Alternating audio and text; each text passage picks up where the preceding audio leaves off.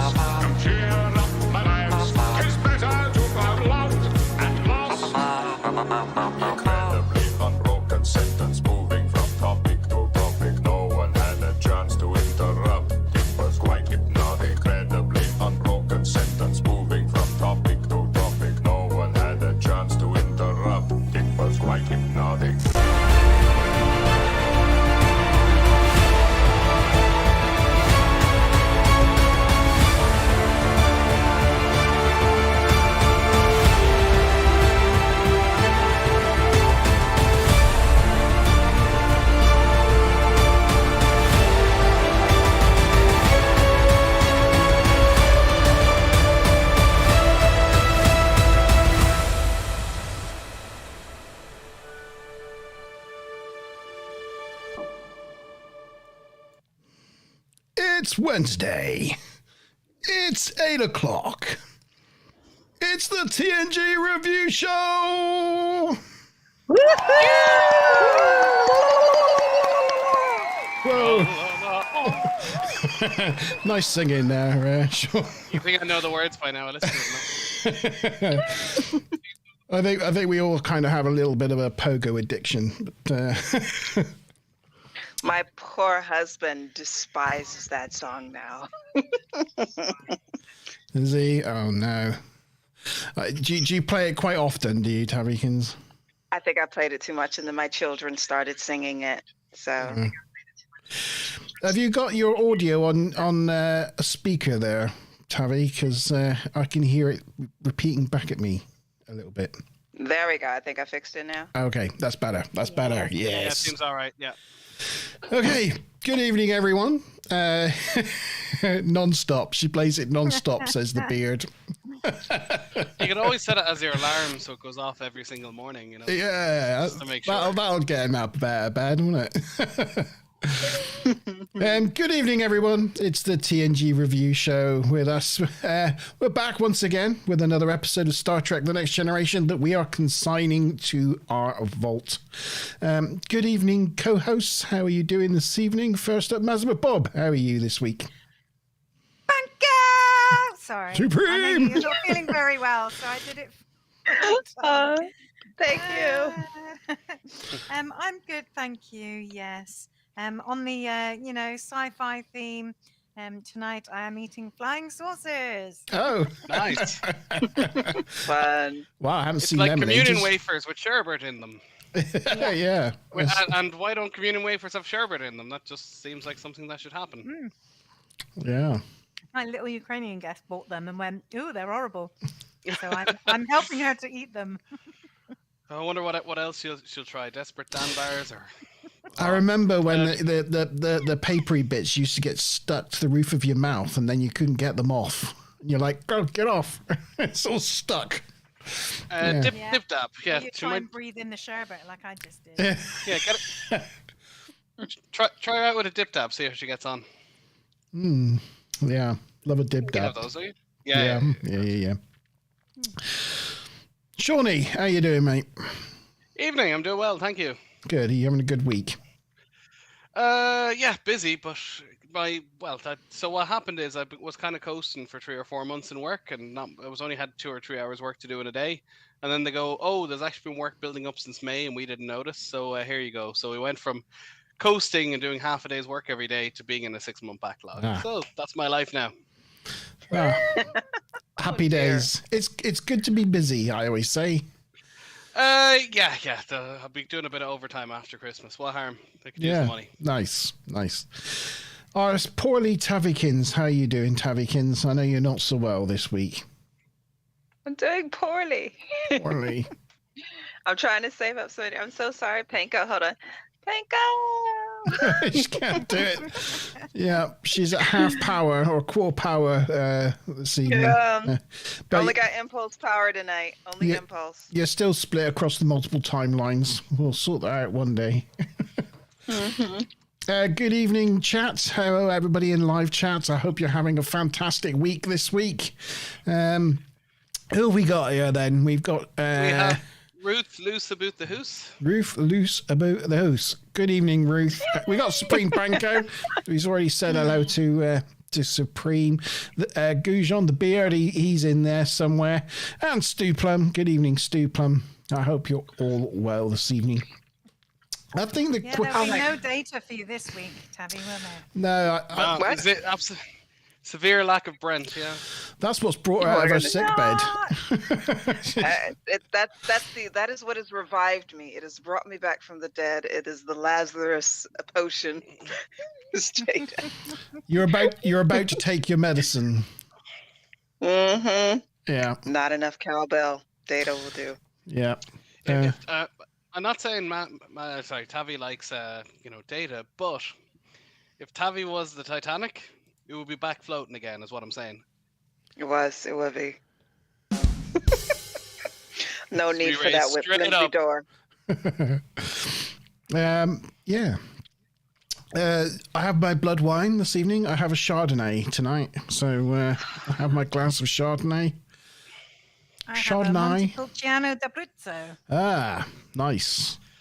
I've got Coca-Cola and sparkling water. Yeah, I forgot I have to do in reverse. I got some Pinot at Aldi because I'm classy. Pinot Noir.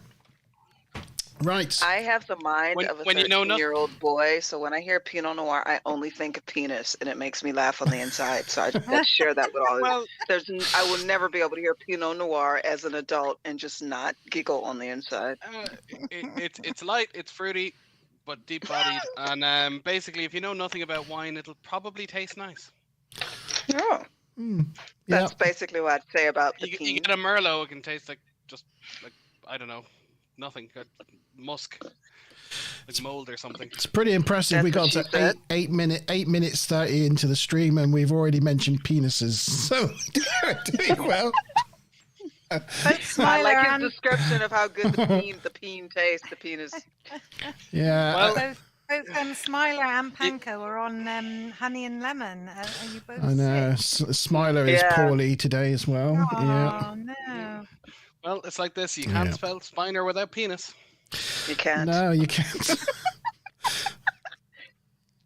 Or you R penis, just to be clear. Yeah, okay. I'll give you that one. I'll give you West that one. Country style. Yeah. In my neck of the woods. Yes. Right. Okay, so let's move on with the episode. Slightly wordy this evening, but it'll be fine. So tonight we are consigning to the vault episode In Theory, which is the 25th and final normal episode of season 4. We've just got the 2-parter redemption to go. Crazy that we've reached the end of season 4 already. Production number 4. Well over halfway, right? Sorry, well over halfway through the entire TNG series now. Well, if you include the films and Picard, we're probably about halfway. I'm not including Picard. There's no chance I'm ever reviewing Picard. I'm not going to put myself through that. Nope. No. Well, if you do it chronologically by release date, we still have about 6 years or something. It'd be fine. Oh my god. No, just check out Major Grin. He does the best. There's about 4 years of DS9, and there's about 4 years. Actually, sorry, there's 4 years of Voyager, and then another, Yeah, we'll get in a while till we get to Picard. We got plenty of Star Trek to go. Yeah. Assuming about 45 episodes a year, it's going to take us a long time to get through the next 400 and odd episodes to get to Picard. I am looking forward to Deep Space Nine, though, I have to say. Niners! Yeah. Sorry, G-Star. She says you better stop bashing. I'll bash Picard to pieces, I'll tell you. Me and Monty will jump Picard. We'll jump his bones. No, that's not right. I've been made some good promises about season 3 that it's going to be a lot better. We'll see. But supposedly Drexler said it's better, Akuda said it's better, Batala said it's better. Everyone is claiming, so we'll see how it turns out. Sorry, Fingers crossed. If it has lore in it, of course it's better. Just delicious. Back to the episode, looks like a bit of lore might be back. Yep. Anyway, this is production number 40274-199. It was first aired on the 3rd of June, 1991, and this is the 98th episode of Star Trek The Next Generation.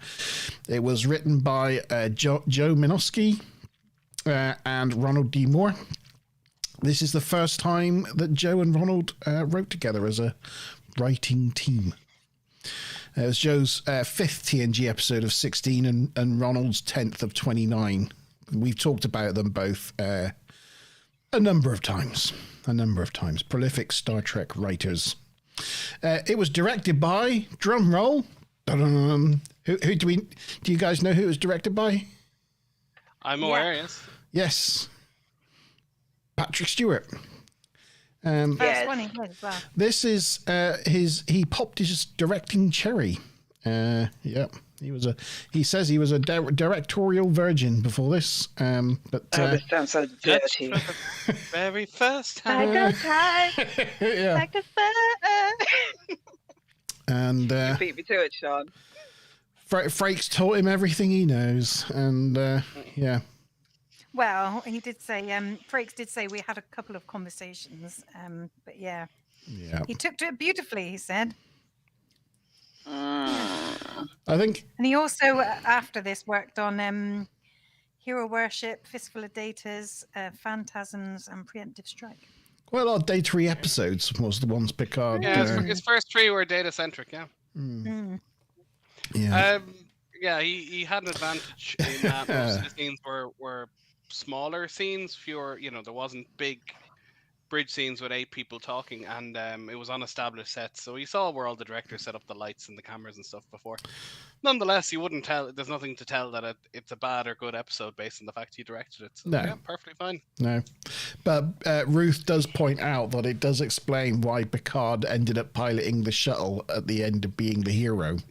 Mm-hmm. It's like, oh no, I'm being the hero in my goddamn episode.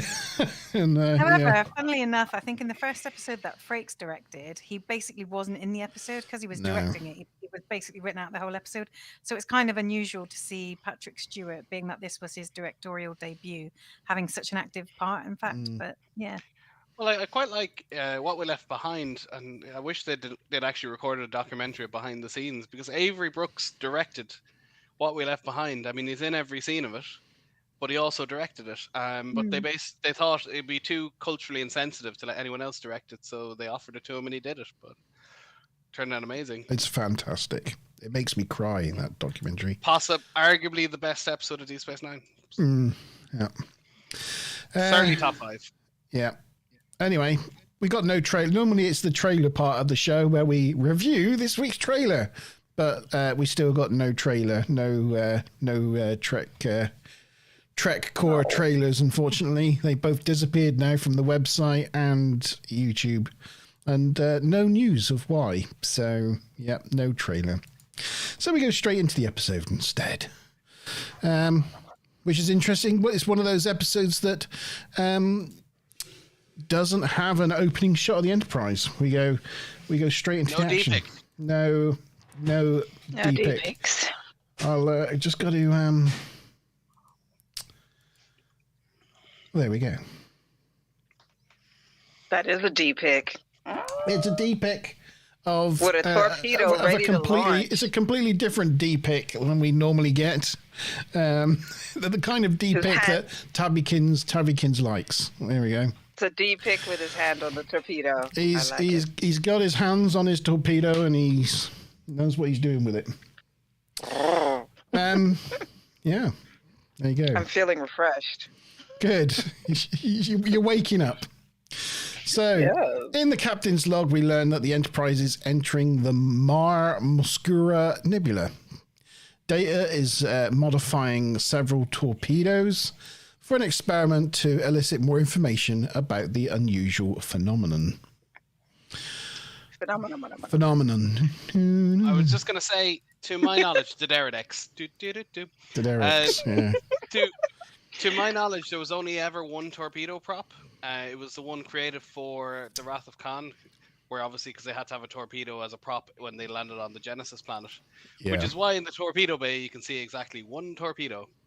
So every time you see a torpedo, it's always that one. It's always that one torpedo. The one the Kaler's in, it's that one. Class 8 probe. Yes, Class 8 probe, it's that one. Spock's coffin, that one. Always. Yeah. Same one.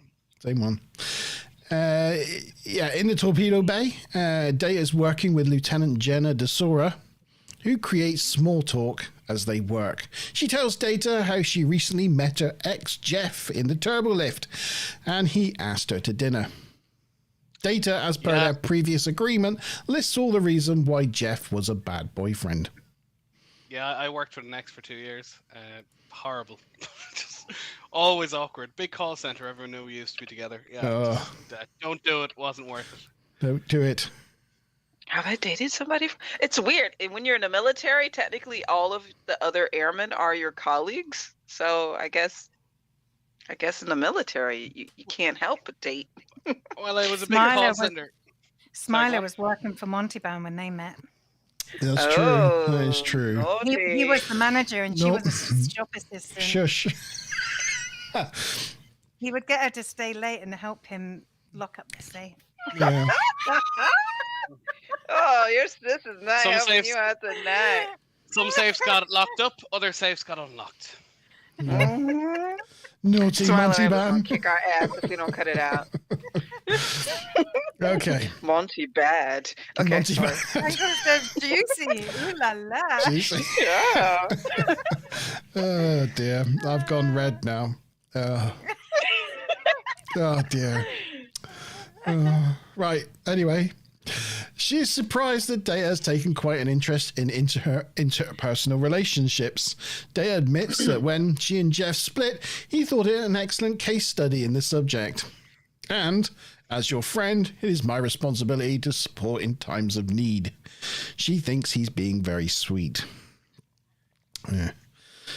Which is nice, because it could have gone a completely different way and seemed really, really creepy. But question number 1. The scanner that Data was using on the torpedo was first seen when? A. The original series episode Amok Time. B. Star Trek 3, The Search of Spock. C. Star Trek 5, The Final Frontier. D. TNG episode The Emissary. So, the little handheld scanner that Data was using. Disappeared. I shall put it in chat and I shall bring it back up so you can see it again. I'm just putting some spaces in because I know that you like to have a... There you go. So... Yay, spaces! There you go. This little thing here. You can see this little thing that he's using here. I know, Ruth, right? It's because I'm what was the awkward. point of watching the episode, Monty? Sorry. Yeah. So I will try to make them more about the episode next week. You're like. fired. I mean, none of them are this week.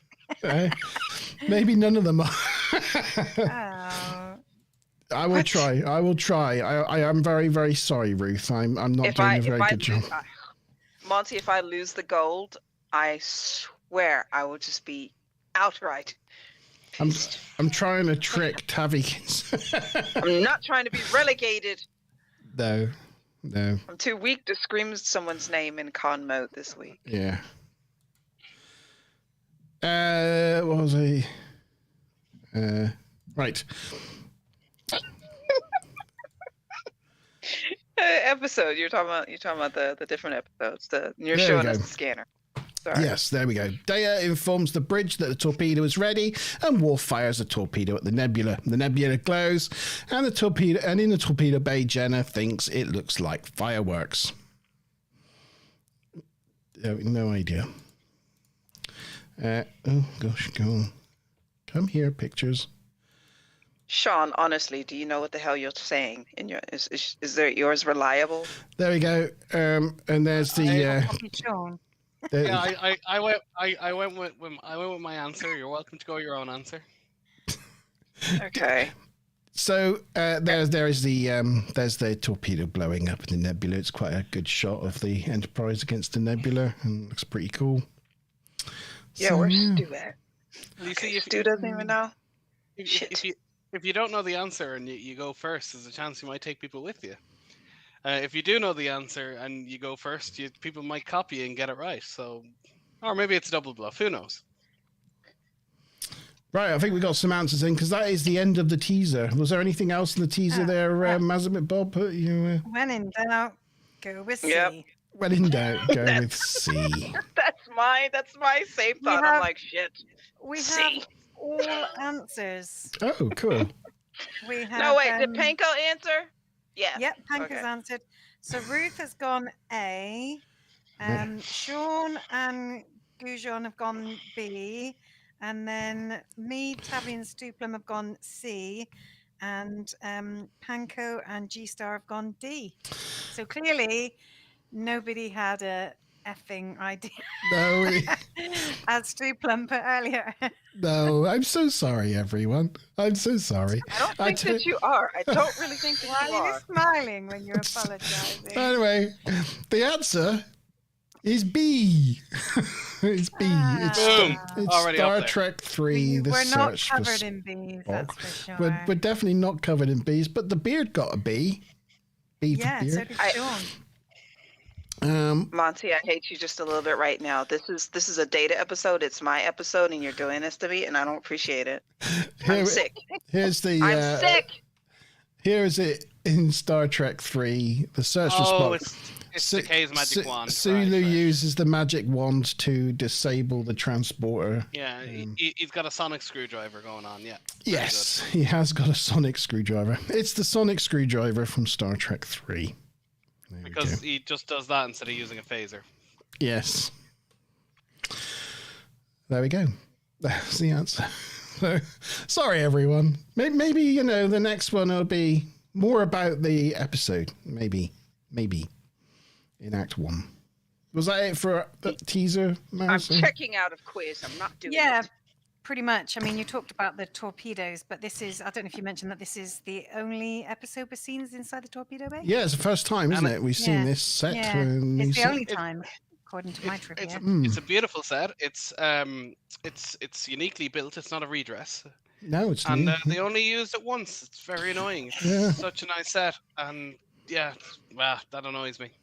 Yeah. In a And way, it's then- nice. Yeah. You mentioned about the two writers at the beginning, and they both wanted this to be a character study, and they were kind of forced into making the B plot, and neither of them really wanted to.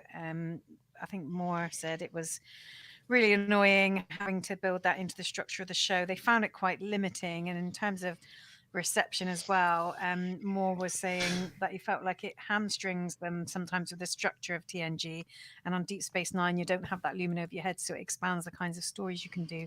I know you see it as a part of the core Star Trek sort of culture, having that B plot, and we've noticed a few times episodes where we said, oh, there's no sort of secondary plot with this one, so they definitely do go against the grain sometimes, but clearly the writers find it a little bit annoying when they're forced to do so, when they just want to concentrate on one story. Yeah. One of the panels in this, the main control panel, is unusual. It's unusual because it's not a backlit one. It's like screen printed grey on a black background. It's a bit of unusual to have a LCARS display look like that. So as opposed to the ones manufactured by Tom Jones. It's Well, not unusual. Yeah. There we go.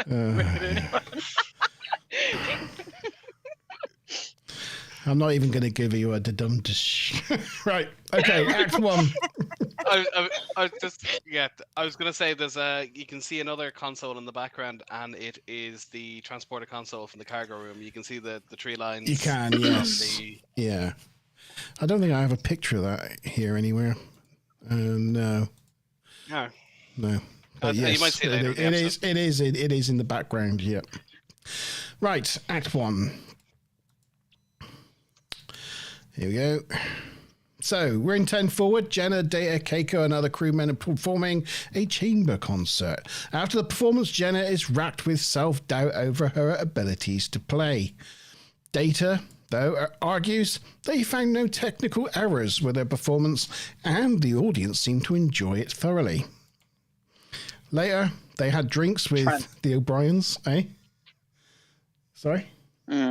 I was gonna say, but it's the shorthand version of saying no one realized that we sucked ass. Yeah. Well, nobody realized. Everyone had a good time.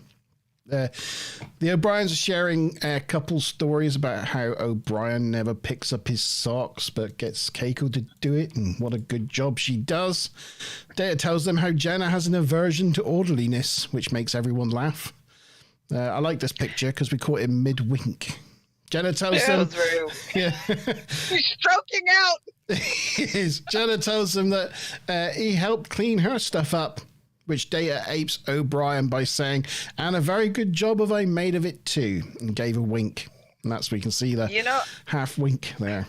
If you were in the Space Navy for 20 years, I'm fairly sure, as an enlisted, I'm fairly sure you would have learned to pick up your socks, because you would have screamed at a hell of a lot. You just wouldn't be able to leave them out. Yeah, it wouldn't be in your ability. All right, we got this is especially a as they don't even do washing. Oh no, they just throw them in a machine and they come back out again. I suppose we do too, technically, but there's several steps. Sorry. This episode and this moment right here was not appreciated nearly enough.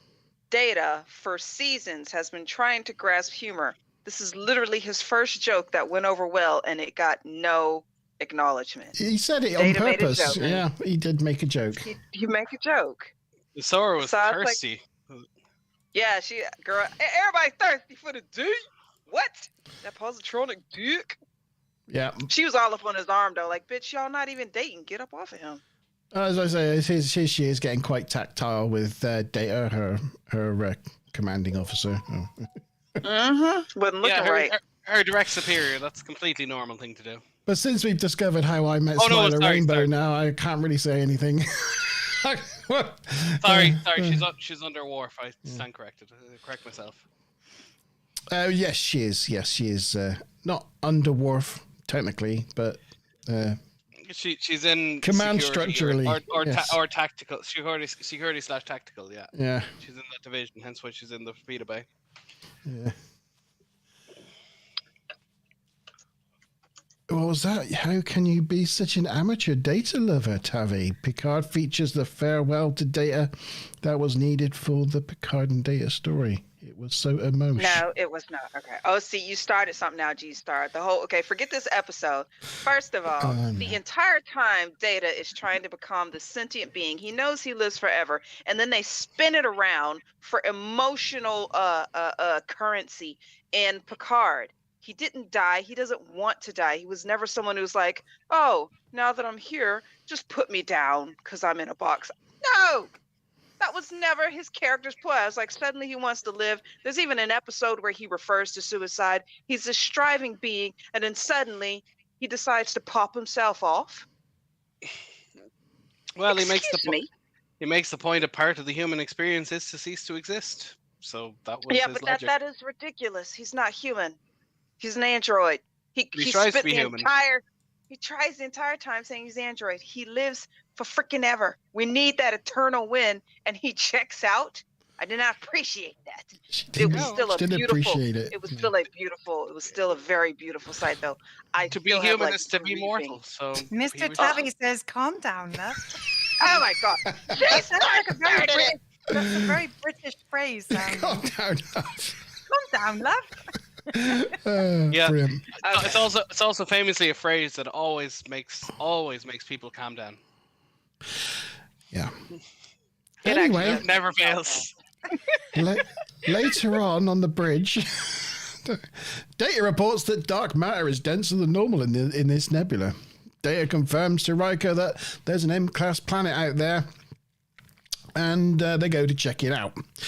But question number 2, how far away does Data say the nearest M-class planet is? Does he say it's A, 3 light minutes away, B, 3 light hours away, C, 3 light days away, or D, 3 light years away? How far away does Data say the nearest M-class planet is? The nebula might Oh, be I better a put that in chat. coloured version of the Mutara Nebula from Wrath of Khan. Did we cover that earlier? We did not. It says it appears to be. I don't know how. It appears to be. I'm not sure it is. Solid. Yeah, how solid a fact that is, I'm not sure. We don't have Dan in chat to fact check us. I still have to fix the audio issue, but there's a bit of can for you. They in the Blu-ray HD version, this is one composite shot that they don't redo. It's the same composite shots and the same effects from the standard version. Yeah. So usually all the composite shots they redo in the edit, but not this one. It's exactly the same. So yes, Picard orders them to go check out the M-class planet, and they get underway. Next picture. In sickbay, the doc notices the hyperspray's fallen off the table, and she puts it back on the table. Amazing scene. Also, I love they still have those backlights for putting up X-rays, because you still develop prints of X-rays in the 24th century and slap them up on the wall. I guess that's what that is. Yeah.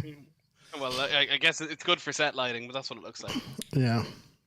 Back in the torpedo bay, Data is doing all the work, whilst Jenna reminisces about her childhood. She wishes she could take Data back to those times, but Data points out the unidirectional of time continuum would make that impossible. Can I just say on this set as well, the blue underfloor lighting and the railings, the red railings, very much remind me of Voyager. It's very much that style. And with that grey LCAR screen, it does make it look kind of Voyager. It's kind of like a slimmed down Voyager engineering set. So I'm wondering if they took some inspiration, because there's definitely some similarities. They thought that looked good. I do have to say the torpedo bay does look nice. That would be the go-to spot for naughty rendezvous. Yeah, that sounds like a good sneaky place. Yeah. Anyway, Jen wishes she could fall for someone like Data, as he's perfect, but Data points out he doesn't feel anything. She tells Data that she needs to be going with his permission, and Data gives his permission, and she leaves. Before she leaves, she gives her superior officer a kiss on the cheek. Yeah. And she couldn't get rid of that sugar. She had to go in for some more. Yeah, she tells him he's very handsome. Data He is. Yeah. Data's like, you don't say, and carries on with his work. She then goes in to kiss him properly. Hang on, wait a minute, Sean. Do it for all of us, honey. There you Get that. go. Do it for There we go. All right, I got it. Go. It's a very sweet kiss as well. I have to say, Yeah, their kissing scenes in this are very sweet, because sometimes when you see characters kiss, like they go too over the top, and you just think, oh, like I do anyway. I'm like, oh no, you know, like get rid. Yeah, like dramatic music. Ding! Well, this one was sweet. This one Some was. of the other think it's ones quite later sweet. maybe a little more cringe, but Yeah. yeah, this one was sweet. I do feel that after they started, that he should have showed her just how well he was programmed in the multiple techniques, because she let her lead these kisses. But I'm like, girl, you should have let Data whip out that other program on you. You would not. Ew, don't you say that nasty word, Panko. Wholesome. I hate wholesome. Oh. It is wholesome. It's wholesome. Anyway, that was the end of Act 1. We got Keep that photo up for a little bit, please. I Yeah. was just gonna say, in the last photo, her hair looked quite elaborate. So it sounds like she was planning something. She had herself all tallied up. Yeah. She was all gussied. She knew what she was at. No answer from G Star yet. If you're still with us, G, get have you your got answer in a chat. second question answer there? Yeah. Yeah, well, I've got nothing else from Act 1, so we will get into the question 2 answers now. How far away did Data say the nearest M-class planet was? Was it 3 light minutes, 3 light years, 3 light days, or 3 light minutes, hours, days, or years? And it was... I'm covered in bees! There you go, Ruth. See? Well, not every question's not about the episode. That one was. Wow. So damn lovely. Notes. It was good. You might find the next questions about the episode as well. You never know. Oh, You geez, never Oh know. my God, You got it his in there. You hairline. got it in there just in time. his ears. This is a fabulous shot. Look at his features. That man is gorgeous. Yes, that neck. You see that Adam's apple? He's a man. Woo! Good, John. Don't listen to this. Don't just turn away. Turn away. Look how thick his neck is too. Nice. He's got a thick neck. Okay, Got a so nice neck. on with Act 2. Data immediately... He's all right. Gojon's hanging on in there. Data immediately starts seeking advice from the crew, starting with Guinan. She gets him to try something green. He breaks down the ingredients, but doesn't give an overall opinion, as he doesn't have one. He tells Guinan how Jenna just given him a very passionate kiss in the torpedo bay. Aye. You're not supposed to kiss people in the torpedo bay, are you? It's not on. Whew. Yeah. That last photo actually has me salivating. I had to drink a little bit. I'm literally just salivating looking at that photo. It is green. It This is is green. revolting. I hate this. It is More? green. Please. Guinan is surprised and asks Data what he thinks of her. He tells her how she struggles with the underlying theory of dilithium matrix application, but he does look forward to spending time together. But he doesn't know what to do next. Guinan says, "Don't look at me," so Data looks away. I'm a bit confused though. She's struggling with like torpedo theory. She's under Worf. What is she doing dealing with torpedoes? I understand armaments. Maybe that's why. That if you're a security officer, you also have to know armaments, kind of like we have to know how to disassemble our rifles. But why would you need to know how to disassemble a torpedo? If- Worf's if I- security and tactical, isn't he? So it's probably part of tactical. Tactical. He's security, tactical, and communications. He does all three. The ops. Yeah. I don't know. Well, no, he's not ops. Data's ops. Data's But he- Oh yeah, of course. He has communications. But I would guess that I would imagine it's the probably easiest place to get in is security. It requires the least technical knowledge, and tactical would have more than security. So she might be trying to get into operations. So she has to lean out of security into tactical, and from tactical into operations. That would be my guess. Trying to upskill herself, Yeah. or from tactical into engineering, because you have to supposed to know tactical, you need to know all the defensive systems. So that's obviously an element of engineering / operations. Or they just didn't think about all that and they just thought it was a funny line for Worf to say. Like, got to that scene. I know, just like, we're going to have Worf play like the dad-like character, like, But yeah. Yeah, well, Worf wants to be a captain someday, and he's rose to the ranks. So, do you want to be a captain? You have to know how to do pretty much everything on the ship. Oh, and we got a view from the back. Look at those shoulders. Tango. He has got the superhero Avengers V shoulder. Oh, look at that. He's got a builder's back, all right, yeah. Yeah, look at that. Oh my God. Damn. Data's on his way back to his quarters and Geordi catches up with him with Spot in his arms. It's a mystery to both of them how Spot got out of his quarters. The computer confirms that no one's entered. Data asked Geordi's advice about Jenna. Geordi was surprised as he thought she was with Jeff. Typical that Geordi would know who all like the good-looking girls are going out with at the moment. He keeps an eye on that kind of thing, does Geordi? or a visor. If you don't, if please don't get Jordy off the screen, Monty. Jesus Christ, get him off the screen. Hang on a minute. Wait. Jesus. Hey, reading Rainbow alone. Oh, I love me some Jordy, but he need to get off the screen right now. This is not his episode. Jordy advises. Gunter's a nice guy. Jordy advises that He looked good in Roots, though. He was looking fine in Roots. Oh, yeah. Anyway, get him off the screen. Jordy He was. advises that as Jenna is just coming out of a bad situation, she's probably not ready for another relationship.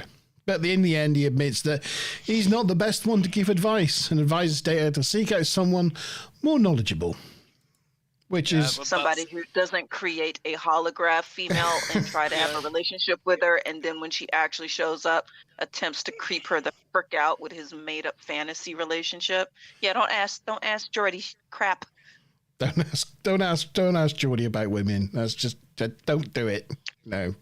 Mind At you, least he admits as much. He does. advice to At do least the he does opposite. say. At least he says, "I'm not the person to ask. You need to find someone with more." Ask the ship's computer. That gets more action than I do. You know. oh my god. Data asks Troy, and she tells him to be careful as Jenna is a person and not a test subject. She advises that to pull this off, he will need to be more than the sum total of his programming. I know this is the Data episode, but how freaking lovely does she look? Jesus, look at the curves on that hip and that She leg looks cross. good in season 4. I have to say. That is a smooth lady line right there. Lines of beauty all over. Oh! He seeks Yes, out Worf. sir.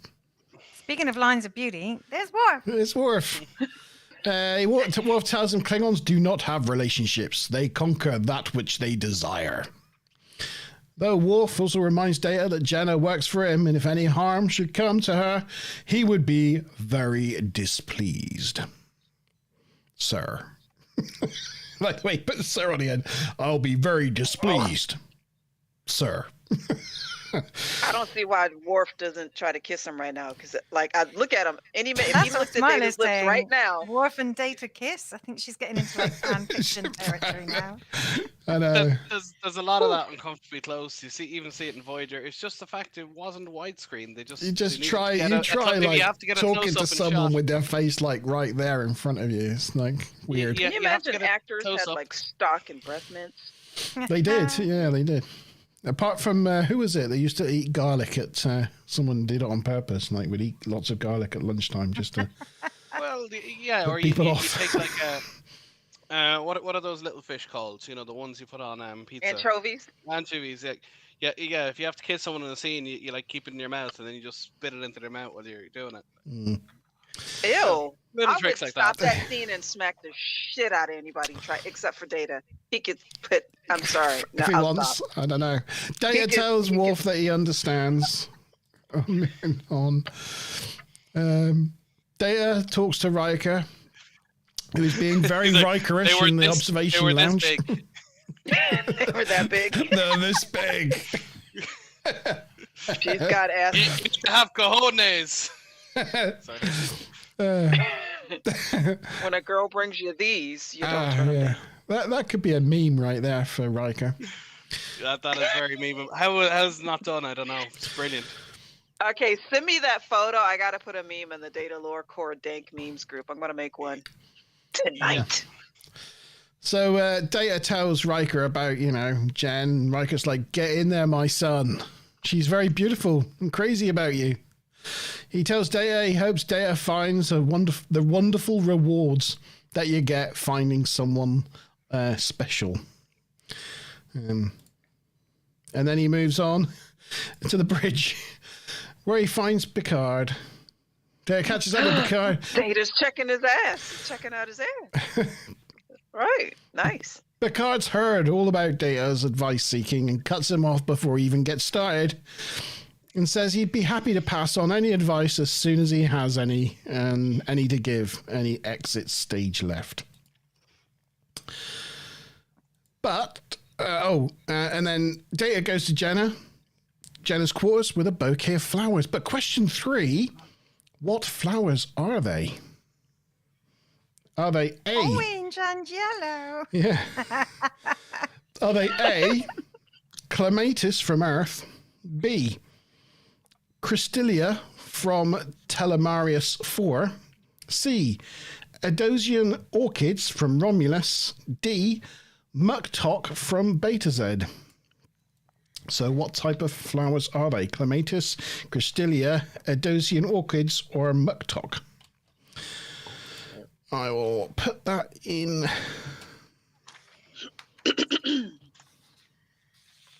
Oh, he's got a little wisp of hair hanging on the side. Do you see that, Panko? On his left side? On his left side, he's got that. It's always, she says it's all, Panko does, she did hair before. So she's, she's a cosmetologist, and she's noticed with Data that the left side is always poofier when they're trying to do his coif. I never noticed that. You see like other Data fans' brain. That is a fun, fully functional factoid from an actual hairstylist. Well, he's doing a nice review. we know he's left-hand dominant. Maybe he sleeps on his left. He has a left. Yeah, maybe he's always rubbing his head with his left hand. Yeah, that could be that, or Ooh, could just be the way he sleeps, and he ends up with cowlicks. Yeah. Panko, you know that scene where he just runs his hand through his hair? Oh my God, I would die. I would just lay out. Cardiac arrest. Okay, so there you go. Get your answers in chat. What flowers are they? The shoulders. Oh, did y'all notice that D'Sora's uniform has a center zipper? Mm-hmm. I don't know if y'all brought that up. Is that like a new uniform? I don't remember seeing a center zipper on these uniforms. Yeah, they reused some of like the season 1 uniforms, and they just replaced the shoulders and gave them colors. So there's some jumpsuits with center zips because they're reused season 1 and 2 uniforms. Yeah, do you remember the pastel budgie smuggler uniforms from the motion picture? The whole reason we got the monster maroons, I don't know if I told this one before, they wanted to reuse them for future films, and Ratha Khan had like 20%, like a fifth of the budget of the motion picture. And they said, we'll reuse them as the enlisted crew, and we'll just give the pop out monster maroon ones to the principals.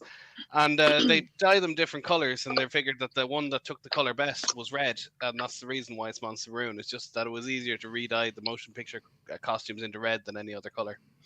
So when you see the enlisted ones with kind of the white patches over them and just like the bodysuits, they're just TMP reuses. Oh, there you go. Right. Jen loves the flowers. Data tells her how they were Riker's idea. As he said, it worked for him in the past. Honestly, he could have been as big as Leslie Nielsen. He is so good at deadpanning. It's unreal. Yeah.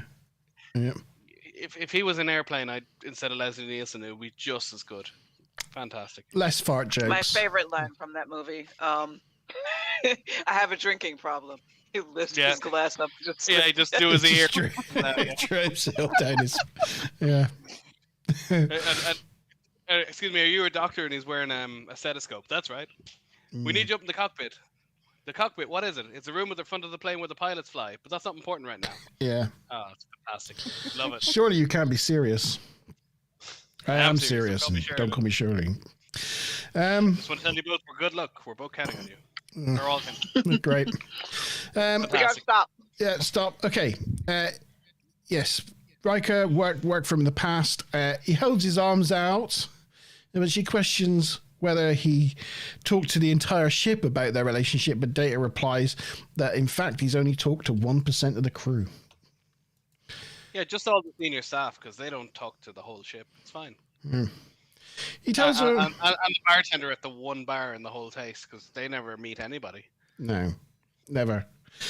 I mean, he got back to Picard, so, it's already gone around the whole... If Picard knows, then the whole you know that was ship Will. knows. Yeah. Well, he just come from Will in the observation lounge, so Will hadn't got that far yet. But he tells her it was necessary to build a program of this nature. She's a little downtrodden that she's just part of a computational algorithm, but Data tells her he's developed a whole subroutine dedicated to her and allocated a large amount of his internal resources to its development. She thinks that's the nicest thing anyone has ever said to her, and they kiss again.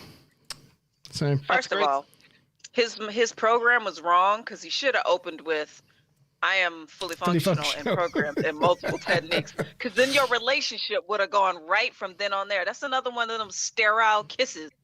I thought it was sweet. He didn't. He should have went fully functional on that. She would have changed her mind real quick. She wouldn't have cared about nothing. Just go back to the last shot there, Monty. Last shot. Yeah. I think we have the first appearance of Murph in Star Trek. Oh, this one down here. It's very good. Yeah. And I think it would add a red flag in this scenario because she said that's the nicest thing someone said to her. I would have been like, "Chick, what kind of relationships you been in?" Because that would have been a red flag. Like this babe she got issues. She's damaged. she's damaged. She needs to go to Troy for a little bit. Yeah. She's trying to get a relationship with a guy that openly can't have any feelings for her. So, you know, there's got to be something misfiring up there somewhere. You know. Yeah. Hey. I would have definitely gotten a relationship with that. What are you trying to say? I'm not saying anything. Okay. Brent has said in his convention appearances to do it. While he never put an emotion on it, or he did his best not to, he said people would always impose the emotion that they thought he should be feeling in any moment. So it's not inconceivable, you know, in universe that people would do the same thing. Yeah. Anyway, that was the end of Act 2. Shall I give the answers to the questions? Yeah. Either Sean's about to leap ahead of everybody, or he's the only one who got it wrong. Was it Clematis, Crystalia, Adocian, Orchids, or Mucktalk? It was, once again, I'm covered in bees. Damn it. Crystalia. I didn't think it'd be Telemus. Crystalia. I thought that was a crystalline entity thing. I was like, it couldn't be. All right, my mistake. So, because Sean and Guridion were both the only ones to answer the first question right, and yet now Sean has got the last one wrong, that means that the beard has taken the lead. The beard has taken the lead. Sweetie, I knew you would come in here. Cut it out. Oh, I love it. Love it. He tasks me. He tasks me. He tasks me, and I shall have him. Yeah. One other thing about this scene, because Mazim and Bob, I don't know if you've got anything else for Act 2, but I did know one thing. When he's outside the door, you can barely make it out, but they must have done the door label on the door before her promotion, because it says Ensign on it. No, I didn't know that. That was not one that I had picked up on. Do you know what? I was like this week years old when I found out that the British pronunciation is ensign. I had no idea. Ensign, yeah. Yeah, I knew about lieutenant. I'd never heard ensign before. I was like, all right, yeah, same in the Irish Army. News to me. Yeah. Anything else? And it came up in Countdown of all things. That's the only reason I know. Sorry, go on. No, not specifically. I mean, there's some stuff about the music. It were the original, the quintet earlier was from Anton Reicher's Wind Quintet in E-flat major, and he's about to sing some. Is he about to sing some opera? Yes. That's from a bit later on. La Bohème, Puccini opera. Yeah, and also we know some of this was sampled by Pogo. Who? No idea. No idea. Never heard of him. Yeah. No name artist. Yeah, I don't know how that video only has a couple of views, like in the greater scheme of things. What, Pogo's? Yeah, it's just... It's like 8 million. Actually, it's 11 million. 11 million. Still... Well, when I first viewed it, back like 2 years ago when we started this channel, it had 8 million. So, yeah. Yeah, well, people are still discovering it, but like, how is it not 50 million, 100 million? It's brilliant. Yeah. Right. Act 3. Onwards and upwards. Later, on the bridge of the Enterprise, we're approaching the M-class planet within the nebula. I like this shot of the Enterprise going through the nebula. It's a nice deep pic from the bottom. It's a nice... It's kind of misty. Underneath. Cells. Yeah. You can put in that photo of Riker with his hands up. Ample nacelles. Picard goes to the ready room and finds all this stuff from his desk on the floor. He summons Worf. He scans the stuff, but doesn't find anything aside from Picard's own biosignals. I'd like to know the physics, how it fell off the desk and then under the desk. Well, I think that it phased through the desk. Yeah. That would make more sense. Okay. Yeah, he asked Picard if he did this himself, and Picard confirms he did not. The captain thinks they might have poltergeist, but Worf doesn't think that's the case. You never know. I don't understand how they don't have like some sort of like panic syndrome. Because if anything like this happened, I would be like, "Oh my god, it's happening again." Also, can I point out? They say, "Worf, can you come in and grab a tricorder?" And then they cut to 2 seconds later, and he's there. Given it take about 8 seconds, 10 seconds to walk that far, unless he absolutely sprinted. And he said, "Grab a tricorder." So 30 seconds. So he's like, "No, 2 seconds, door open." So, bit of a bad cut. Well, he's a fast guy.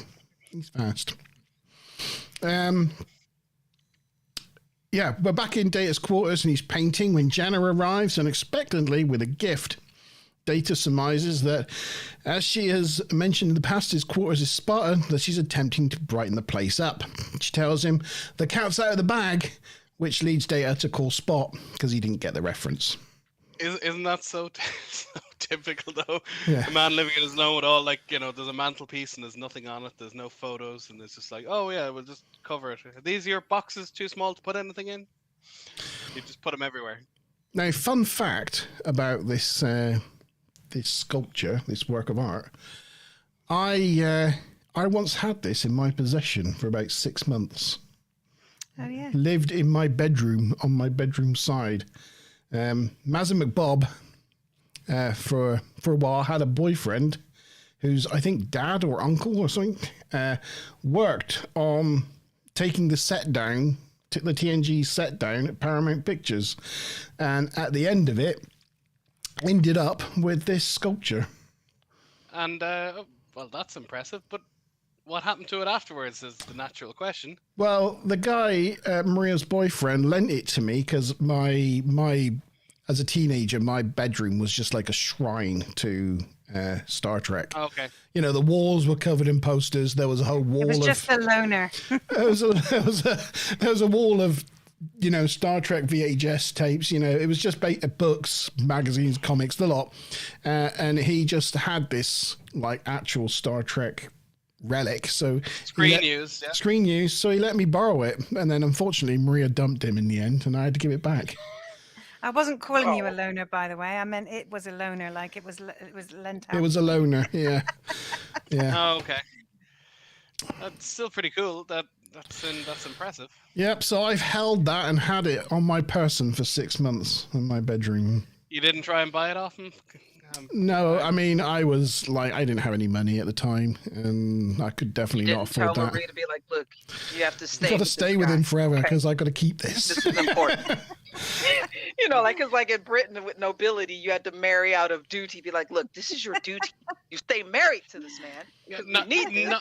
Nowhere near as impressive as that. But my dad took over a shop that was previously like a Forbidden Planet, but like a local. Oh yeah. Comic book. It sold Warhammer stuff, Star Trek stuff. Oh, very cool. And my dad just took the lease over the same shop to use it for a different purpose, selling water filtration stuff.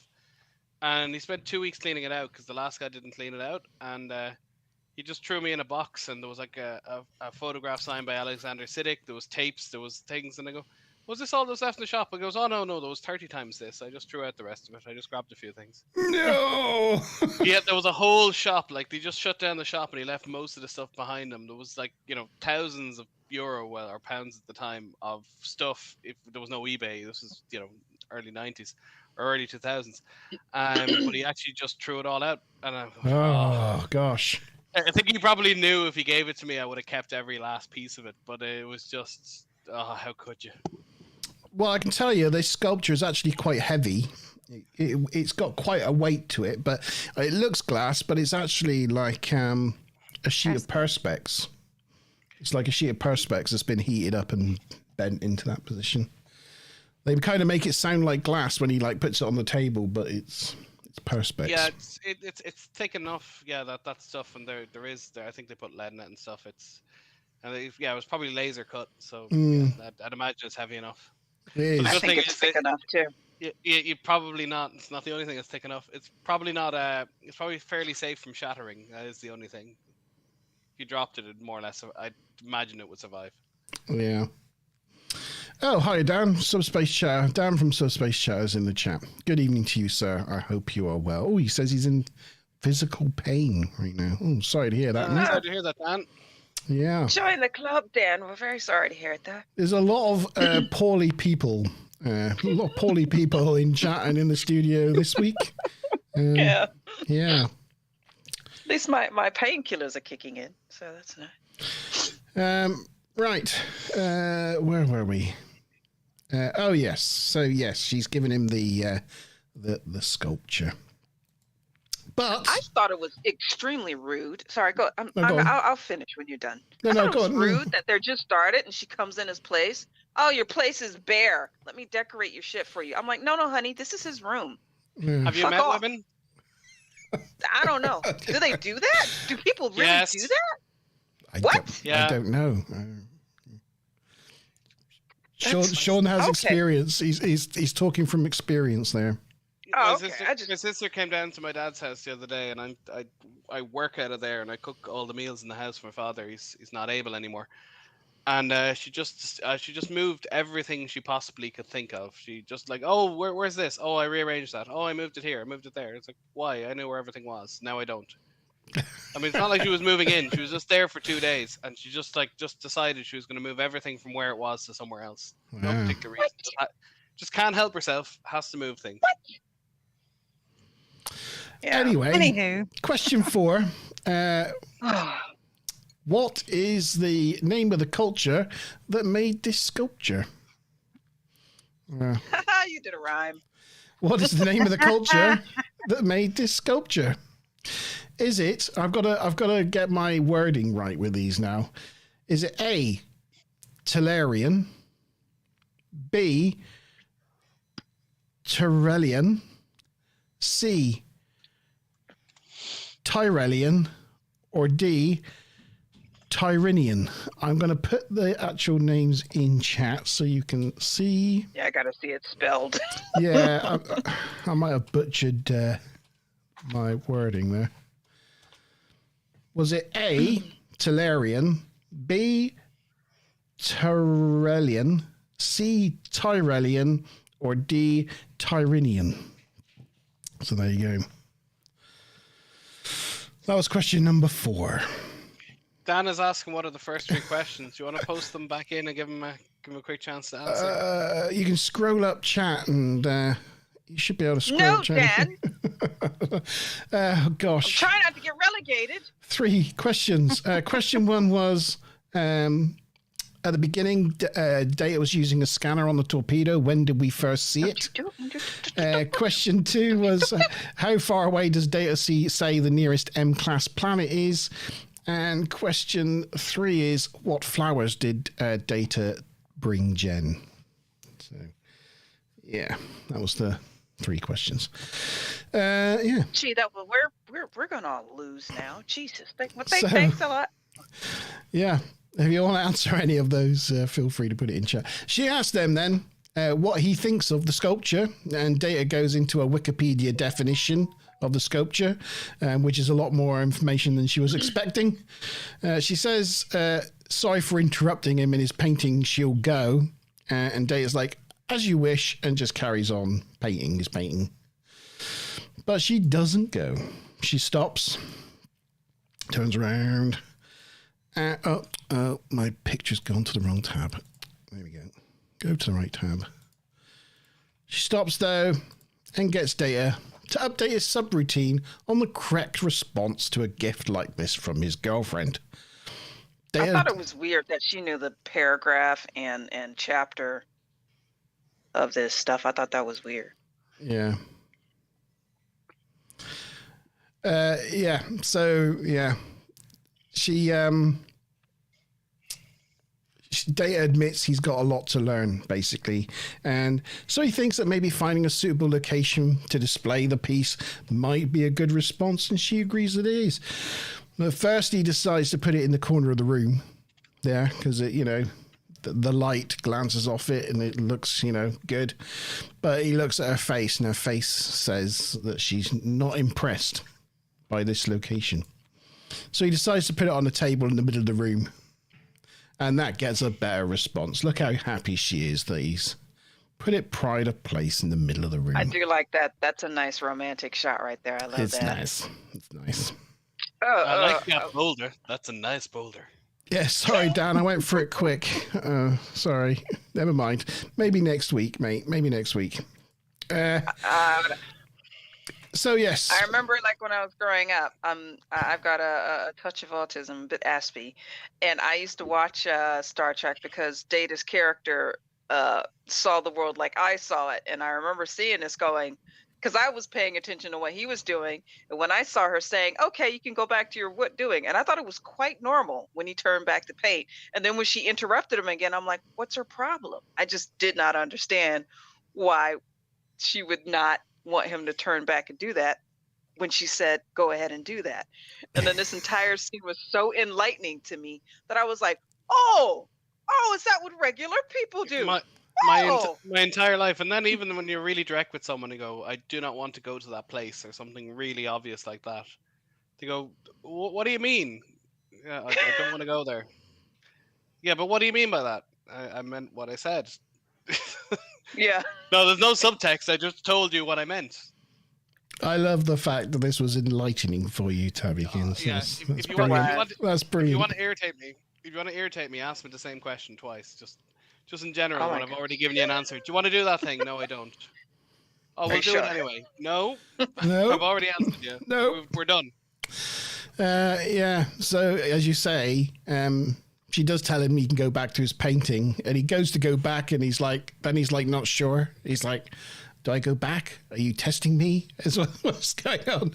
But she's no, you can really go back. You really can go back. So they kiss, and she leaves. But as she leaves, a section of the corridor wall momentarily disappears. So that's how they fell through the table, That's Sean. how they fell through the table, wasn't it? That's a wall, Spock not a got table. out. Actually, that is a fair point. Spot is a fairly elusive animal. It's transgender. It can be a he. It can be a she. Changes gender. Cat baby. Changes cat type. Changes, subgenus of cat. Yeah. All sorts. I made a dirty comment before, and I'm going to have to repeat it here because I didn't appreciate how everybody else missed it. I thought that was an unrealistic scene because no pussy leave Data's room, not by choice. Just so you know. But look at Quan all prim and proper, and there's Data manspreading.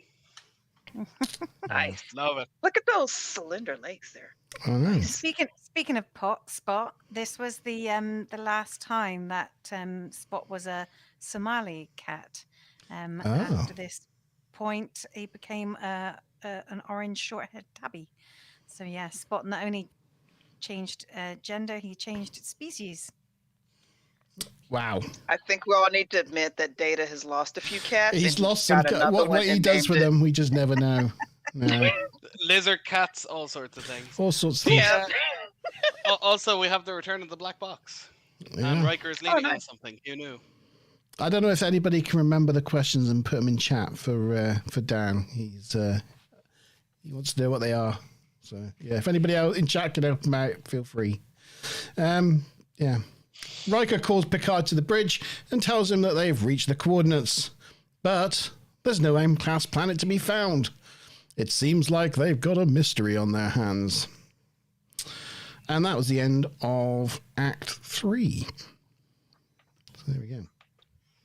Anything else from this act, Mazza McBomb? Not specifically, I don't think.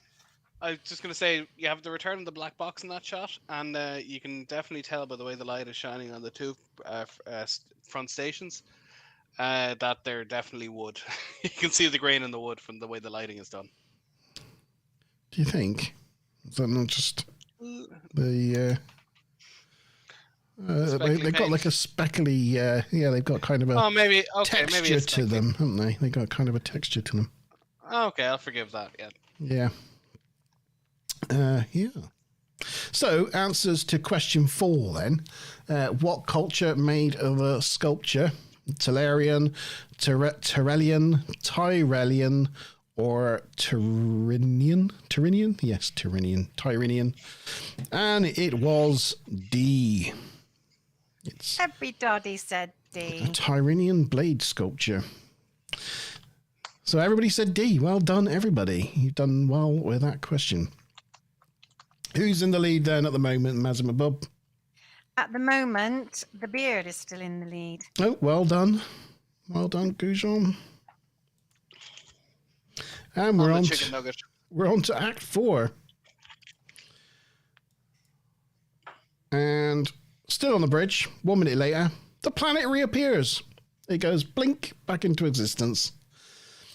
But as it does, an alert is raised, and the observation lounge is decompressing.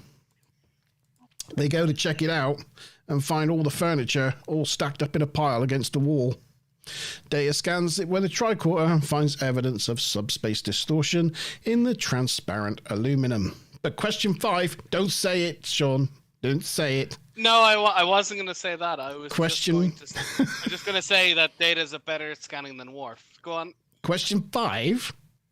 Type 1 phaser. This is the first reference to transparent aluminum we get in TNG. But when was it first mentioned in Star Trek as a whole? Was it first mentioned in A, the original series, B, Star Trek 3, C, Star Trek 4, or D, this episode? So is this the first time? I freaking hate you right now, Monty. Hey, look, you've had like three or four questions about this episode in particular. So, you know, I've tried the questions are supposed to be about the episode, Monty. Hello, computer. Hello. Yeah, so is it the original series, Star Trek 3, The Search for Spock, Star Trek 4, The Voyage Home, or this episode? When do we first hear the term transparent aluminum? I will put that in chat. Okay, I've locked in. There we go. That's question 5. Right. Interrupting. Okay. You all right? I'm trying to type in the questions, and so you putting in the answers here kind of threw me off. I'm like, wait, what? Okay. Okay. Fun fact that they have actually come up with a theoretical composition of transparent aluminum, as they call it. They haven't manufactured it, but they found kind of a chemical way that it might be possible. Right, cool. After his shift, he visits Jen and enters her quarters with a, "Hi, honey, I'm home." I expected some canned laughter to appear after he said that. Like some sort of 60s series. He also used a contraction. Yeah. Yes, he does a lot in this scene, but I'm guessing that's part of He's these quoting lines, isn't he? pre-programmed mimics almost. He offers to get her a drink. Can I give you a drink, dear? She's a little taken back by his demeanor, but asks for a calamari sherry. Data tells her that It's so creepy. well, that's a good choice. I think I'll have one too. Aye. He is so lower in this scene. It's kind of creepy to me. Yeah, he's very lower, yeah. He offers to get her some food as well and raises a toast to her being aesthetically pleasing today as the day they met. He tells her to relax and starts tidying her room. And I'm going to show that bit. Her room is so messed up. Oh, wait. But like she wears her uniform almost constantly. Why is there clothes everywhere? When you finish eating, you just put the thing straight back in the replicator. I mean, so easy. This is the you can't hear it, guys. But Yeah, I trust me. realized I was talking over it. Sorry.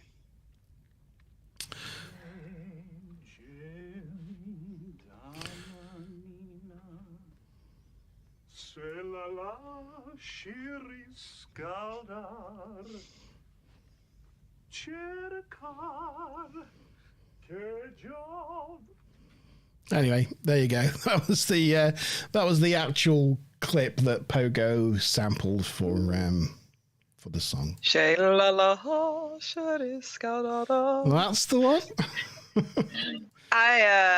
Yes, sweetie, that was the data from Pogo. But I don't understand why this chick thought she was gonna have a healthy relationship. She walks up in his place trying to get sculptures and shit for him, and she can't even clean up her damn room when she knew he was coming over. Oh no. I was like, were you? I'm like, really? You? Everything is so Spartan in your place. You mean clean? Yeah. Yeah. Yeah. I was like, what could I just you don't know have this man shit was everywhere. coming over? Yeah, it's like The beard says entertaining mute, mute. oh, shut up, sweetie. I'm gonna have our children singing that tomorrow morning. Do you remember that episode of Friends where it's like, at the end of the day, you throw your jacket off and throw it on the chair, but instead of a jacket, it's a pile of garbage, and instead of a chair, it's a pile of garbage. Now go get that pig.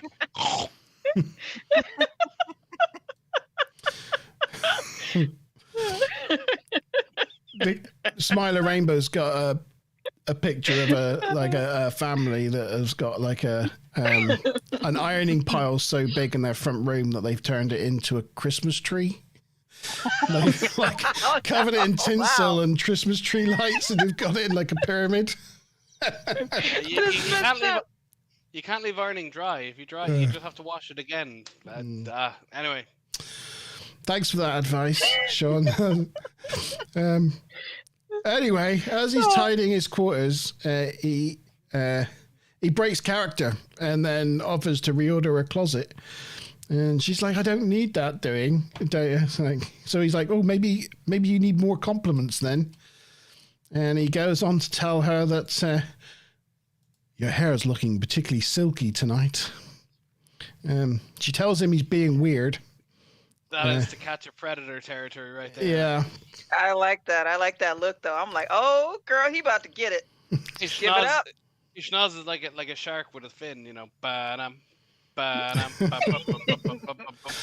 Oh, yeah. Woo! Yeah, she tells him he's being weird, but he's like, well, my internal diagnostics didn't detect anything. So he jumps into lover's quarrel mode and leaps up and tells her that there's nothing wrong with him and there must be something wrong with her. I don't know about Panko, but when he was getting mad and fussing, that was just hot.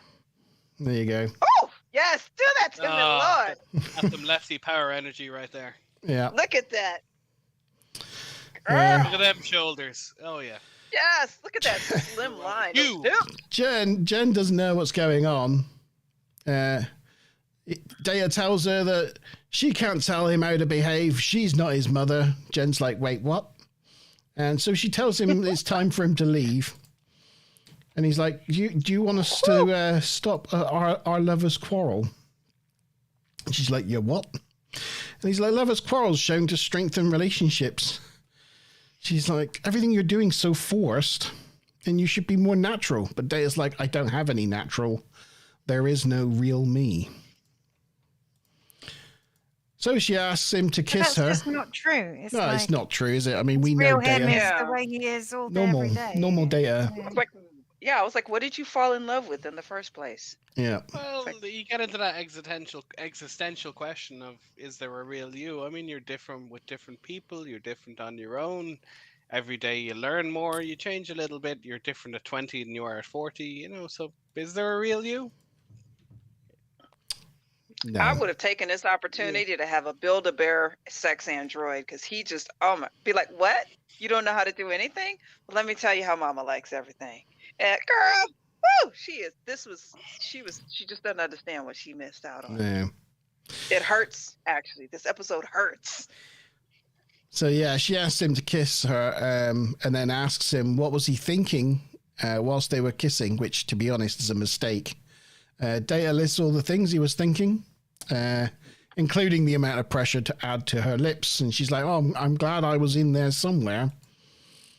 Actually, I just remembered in Insurrection, he's talking to like the kids, the lad is about 12, 13, and he's going, from the day I was activated, my legs have been the same, same length, that whereas yours are constantly changing. And he does talk about how he couldn't understand an existence where you as a person was existing. So maybe he doesn't change that much, but maybe he does. He tries to grow, but does he? I think he does in a way. I mean, yeah, I think he does. Yeah, he's definitely different towards the end of the season than he was, say, in season 1. Yeah, season 1 it was a bit overdone, to be honest. But yeah, he's definitely becoming more in tune and how to mask, to use modern language. Where you learn to behave in social situations in a way. Which is you what wouldn't all necessarily children do, isn't it? You learn how you should act in certain social situations, and then you ape your parents and your friends, and and that's how I would have that's what everyone does. Yeah, well, the people learn behaviors, but certain autistic people mask behaviors. They just act a certain way just to get through the workday or whatever it is. They try and hide their true form. They might unmask depending on who they're around. Masking for the win. I figured I thought it would have been more natural if Data would have emulated like Keiko and O'Brien or other married couples he's observed, because he's seen what they act like. So it's like, why is he acting like he has to start from scratch? Just go over to her house and leave the socks. Just start piling up socks for no particular reason. Actually, that would have been really funny if they started doing that. Did they miss each other's lips there? She was kind of high, wasn't she? She was a little high on that one. Yeah. Girl, I would have got up in that mouth. In that scene as well, there were a few sort of like just little continuity bits and pieces, like issues with sound and visual, things like not being the same from one scene to the next, and a bit like when you say you put that statue thing down, it sounded like glass when it's actually plastic, and like the glass is clinking together, and a few things like that. But yeah, there's not been much in the way of goofs this episode, to be fair, but that scene did have a couple. I just don't understand how you can have Lieutenant Commander Data in your room or be in his room and he still has his clothes on. See, Tasha Yar had some sense. You get that man in your room and you take him right to bed. You don't talk about other shit. She didn't have sense. She was under the influence of a virus that made her lose her senses. No. She had her senses. She lost her inhibitions. Inhibitions. Which is kind of losing your senses, isn't it? I feel that sometimes you just need to be honest. And I'm like, really? You've been macking on Data in the torpedo bay, and you're kissing up on him, and you didn't get none of that? Not even seeing with a shirt off? I don't know. This is causing me more pain sometimes. I'm not sure how long they were together for, or what, I don't know. I would have needed 17 seconds. His room, 17 seconds. He would have had no more uniform. He would have need to replicate a new one. Baby, show me how strong the Marines 17 seconds, as long as that, you reckon? Wow. Yeah. All right. We got to get to the furniture. Okay, so later on the bridge, Worf reports 7 more instances of the anomalies have been reported, but so far no casualties. Data may be able to adjust the sensors to locate them, but Riker points out that the longer they stay here, the more at risk they are. They decide to get out of there. They decide to get out of there, but then a conduit blows out in engineering, injuring Engineer Thorne. Geordi reports that there's damage between decks 36 and 37. Geordi and 2 engineers go to check it out, and they hear screams. They go and locate the source and find a crewman half submerged between the deck plates. She was walking away from them, right? Yeah. How did she end up facing that way then? I don't know. Also, he seemed to think that the problem between the deck plates happened when they were in engineering, and then they were on deck 36, or whatever it was, and then it happened again in the same exact same place. I'm guessing so. I guess so. Yeah, she's faced the wrong way, but you wouldn't die. You wouldn't die instantly, because if you're like, even if you cut someone's head off, they still survive for about 40 seconds or so. I mean, the heart and lungs are still moving there, so you wouldn't just die, just freeze. That wouldn't happen. possibly, I suppose you could argue there's some sort of electric field, and it just took all the electric activity out of the body, which is like an instant heart attack. But I'm not sure where you're getting yeah, your facts from, but you definitely don't stay alive for 40 seconds after you've. Yeah, had your I thought it was only 8. I thought it was 8 well, seconds. maybe it's 8 seconds. There but my are a point lot is, of types of death that are pretty instantaneous. I mean, Well, as long as you've cut function to your brain, then it's yeah, like. well, you cut the blood supply, but there are reports of people who have the head cut off, just like opening their mouth trying to scream, or their eyes darting around for like a little bit afterwards. It's not just instant. There is the heart mean, and in- lungs in are her still fully case- intact there. Yeah, I was going to say in her case, if it's sort of waist down, you would think that, yeah, she would have been alive. I don't know. But then again, if she went through one of these anomalies things that's ripping apart the space-time continuum or whatever, it probably didn't react well with her body, did it? So. It could have sucked the electrical energy out of her body, which could have killed her instantly. Yeah, I suppose that is possible. If there were souls, do you think she's now a space ghost? Maybe. Just stuck in that anomaly. Yeah. Haunting the nebula. Maybe so. Maybe so. Did you guys ever remember that show, Space Ghost Coast to Coast? No. Okay, all right. Never mind. Was it good? It was a TV show about like these made up Star Trek, the animated series sort of drawings. And so they made up a character called Space Ghost, and he had his own late night talk show. And he was called Space Ghost Coast to Coast, and it would just have different aliens as like the background hosts and whatever. And it was just pretty funny, but I thought everyone knew it, but apparently it's just me. Just you. All right. Yeah. Didn't see that, but last week I did see an episode of The Outer Limits I didn't know existed, where Garrick's actor, whose name is escaping my brain right now, Robinson, Andrew Robinson. Not Anyway, Quark. I think he said Quark. No, played Garrick. Oh, Garrick. Right, yes, Andrew Robinson. Yeah. He played John F. Kennedy in an episode of the Twilight Zone. Oh, there you go. Did a very good impression. So, question number 5 was, when was the first reference to transparent aluminum? Was it in TOS, Star Trek 3, Star Trek 4, or was it in this episode? How quaint. Did we have many Bs? Hello, computer. I'm hoping not, because it wasn't B. No, we had no bees. It was C. I was about to say. It was C, Star Trek 4, The Voyage Home. We had many Cs. Star Trek 4, the one with the whales. Yeah. So hopefully a lot of most people said C. And the one with the woman from Cetacean Observations, God, it's hard to say. Cetacean who never wore a bra. Fair play to her. Did she not? I didn't notice. Really? Okay. Actually, this one's got one of those center zips as well. I like that. Center. Now that's a sensible uniform. Yeah, it's a reuse of Star Trek, the first and second season. If you go back to the previous shot, there's 2 of them in the new. Yeah, there you go. You can see that one random extra is in the season 2, and then she's in the season 1, which is, as a costumer, I would be really annoyed. I'd just be like, they should both be in season 1. You could argue the junior officers get those, but like, why are they in different ones? But you could also argue it's one of the variations, like, because when I was in the military, we had the same shirt. But we had like the females had 2 variations of tops. I had the regular like tuck-in shirt, which is just like the blouses that the men wear, and then I had a princess cut, which was like, it was cute, and then it had like a little thing. It was just a little cute shirt. So for me, it would never bother me when I saw this, or at least from a military point of view, where you would see like a variation of the same uniform. I do think it looks pretty dodgy as well as a shot. The superimposing of it didn't quite. work.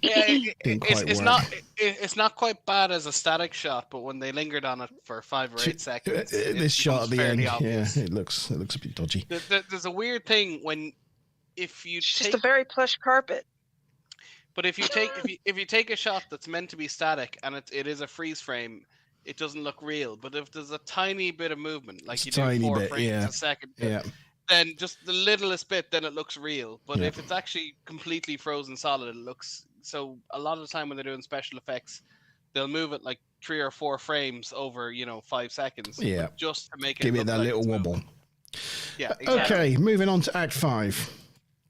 The final act. Yes. The final act. Doo-doo-doo. Right. Dun-dun-dun-dun. In the observation lounge, Data outlines his theory that the high levels of dark matter are causing gaps in the fabric of normal space. These are in motion and cause the effects that they're seeing around the ship. Riker wonders what happens if one would hit the warp drive. That would be a very bad thing. And they're fresh out of Trellium D. Yeah, they come up with the idea of using a shuttle pod to guide them out like a tugboat. It's obvious that Riker should pilot them out as he's one of the best pilots in Starfleet and, you know, the captain's place is on the bridge. But no, Picard insists on doing it, so okay then, it's going to be Picard. I probably would have told him to shut up and sit down. Be like, sir, go sit down. Really? Yeah. Did you not see that somebody was cut in half today? I'm We're not putting you in a ship. I'm fairly sure the XO could actually pull rank in that situation, well, or pull regs, whatever you want to call it. Yeah. Yeah. You know, obviously you can't pull rank, but you can pull regs. You can say, you know, I can basically overrule you in this. I'm doing it. Sit down. Sit down. So Your place is here, you know. But no. Because even in Encounter of Farpoint, he said, it's my duty to keep you safe. That's my job. You won't be leaving the bridge. Good luck. That's the rule. So, you know, he could just say, no, I'm the boss. Best of luck. You sit down. I'm doing it. In this shot here, as they're leading it away, you can really see 10 forward in the edge of the source section. Nice. 10 forward's really brightly lit. Again, It looks really chunky in this one. Sorry. It's the 4-foot model. Yeah, it's the chunky 4-foot model. The 4-foot model is smaller, so it's harder to get in the details. So yeah, it does look more chunky. It looks more clunky as a result. And yeah, the main difference, you know, is they hadn't come up with 10 forward when they designed it because Whoopi Goldberg didn't sign up for the show till later, and they only built 10 forward for a place for her to be. So Picard guides them out. Riker orders O'Brien to lock onto Picard just in case it all goes pear-shaped. But why didn't they have a couple of shuttles? Why didn't they put all the shuttles out in different directions and have them all scan? Well, because and have them all remotely piloted. Nobody had to be in the things, you know. Yeah. But, wouldn't suit the plot. Anyway, Too much common sense. he passes the first Moderation. 3 bubbles without any damage, but then the shuttle grazes one and it damages the engine. And it also disrupts the link between the shuttle and the Enterprise. So from now on, the course will need to be relayed verbally from Picard to the helm. But question 6, what's the name of the helmsman in this episode? Is it A, Monroe, B, Felton, C, McKnight, or D, Crusher? What's the name of the helmsman in this episode? Monroe, Felton, McKnight, or Crusher? Do I ever cross your mind? I'll just stick that into chat. Do you ever wake up reaching There we go. out for me? And picture. There we go. We can see the back of her head there, if you want to. Whatever way her hair is, it actually looks like she's got like an animated head that's far too narrow. Just It looks like she's got animal angle. ears. Yeah, like her neck is like an inch thick. Yeah. It's the black on the background. Yeah. I see. Yeah. You can see some of that Riker muscle bun back there. It looks like a brat stall or something. It's weird. Just that shot is a weird. Anyway, eventually Picard loses control of the shuttle pod and O'Brien beams him aboard before the shuttle blows up. They reach the perimeter of the nebula and clear it. Picard arrives back on the bridge and orders heading to Starbase 260.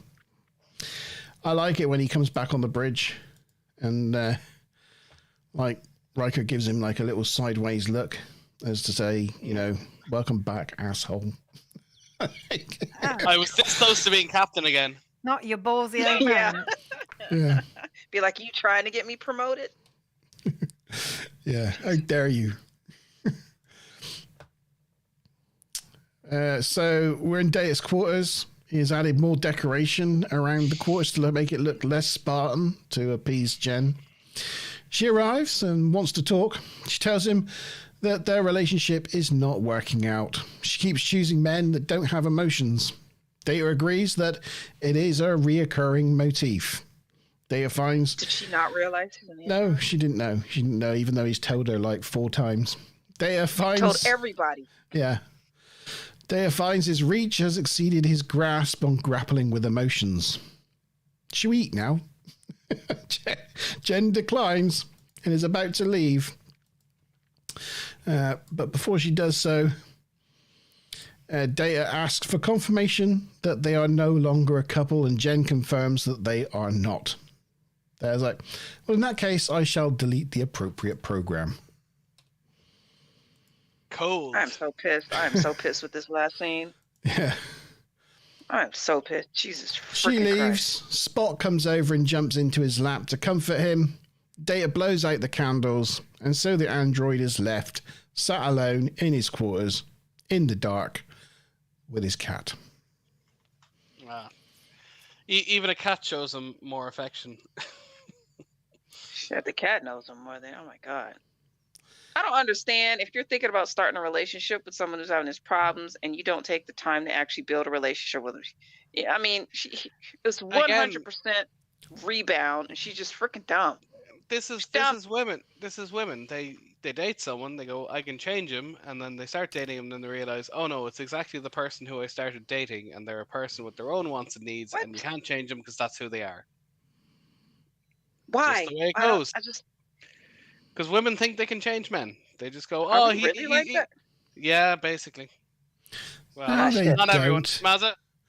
Is this like a sweeping generalization that's actually kind of true? Correct me if I'm wrong. I think I tuned out. Sorry. I was saying, not all women, but many women date men thinking they can change them, and then break up with them after they realize they can't. I might have tried that once or twice when I was younger, but I mean, I think men sometimes pick fixer-uppers too, right? I know. I suppose. I've got a friend who does that as well. So you know, he's a guy. But... Fair point. We do have that saying in the U.S. I don't know if it's the same in the U.K. where they say you can't turn a whore into a housewife. And I think it's to do with security. I think a more insecure person would pick somebody substandard and then build them up and mold them into what they want them to be. I think a more secure person would shoot for the moon or want somebody more of an equal or somebody who's going to challenge them or something like that. I don't know. The UK expression I would use is you can't make a silk purse out of a sow's ear is probably the one that would come to mind. Yeah. I like whore into a housewife a lot better. It's good. Yeah. It's good. It's very you. It's very you. Sean never. G-Star says, Sean, never start a sentence with "women are." Like, just never do that. Unless you say beautiful. Yeah, women are perfect in every way. Breathtakingly beautiful. Yeah. I read something recently. If you want like support on a forum or something, you know, about a technical problem you're having with whatever it might be, whatever you're doing that's wrong, don't just ask a question, wait for someone to answer you. State something incorrect that you know is incorrect. Because if you make it as a statement, someone will want to correct you. If you ask it as a question, they might not necessarily respond.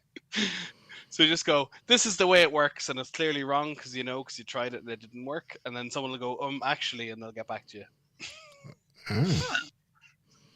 But it's good if it works. Bit of advice, technical support advice from Sean. There we go.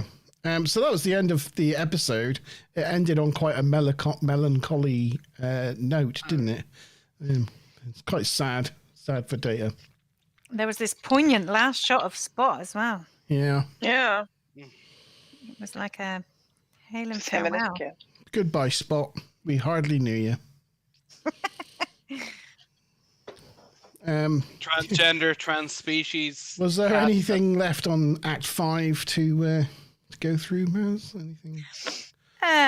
Not specifically. I mean, an observation was around how Picard was joking about the fact that the Enterprise must have a poltergeist, and then of course there was the scene where it almost looked like all the chairs had been piled on top of the table, which is what happened in poltergeist thing. Yeah, in fact, they were all sucked towards the corner of the room. It just kind of made it look like they'd been creatively stacked. And there was a 47 reference when they were